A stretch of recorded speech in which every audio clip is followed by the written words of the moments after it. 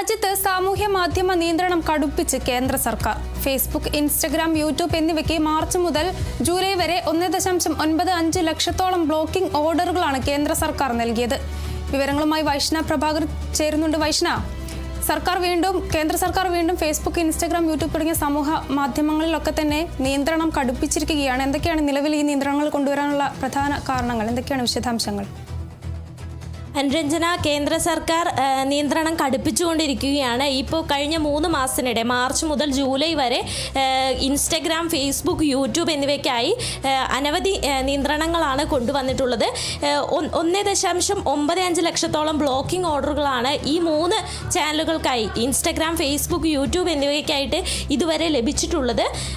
ഇതിൽ കമ്പനിയുടെ പരിശോധനയില്ലാതെ തന്നെ സർക്കാർ നിർദ്ദേശിക്കുന്ന പോസ്റ്റുകൾ 3 മണിക്കൂറിനുള്ളിൽ ഓട്ടോമാറ്റിക്കായി നീക്കം ചെയ്യപ്പെടും എന്നുള്ളതാണ് ഈ ഒരു നടന്നുകൊണ്ടിരിക്കുന്ന സംഭവം.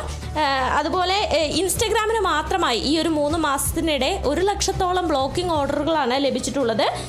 അതുപോലെ ഫേസ്ബുക്കിന് 80,000, യൂട്യൂബിന് 15,000 വീതം ബ്ലോക്കിംഗ് ഓർഡറുകളാണ് കേന്ദ്രം നൽകിയിട്ടുള്ളത്, നോട്ടീസായിട്ട് ലഭിച്ചിട്ടുള്ളത്.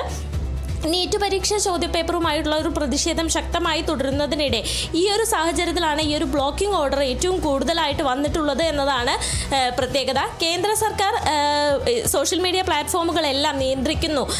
ഓരോ മിനിറ്റിലും ഓരോ കണ്ടന്റ് വീതം നീക്കം ചെയ്യുന്ന രീതിയിലാണ് ഈ ഒരു ബ്ലോക്കിംഗ് ഓർഡർ വന്നിട്ടുള്ളത്.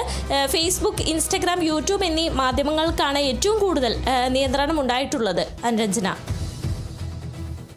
ശരി, വൈഷ്ണവ് പ്രഭാകരനാണ് വിവരങ്ങൾ നൽകിയത്.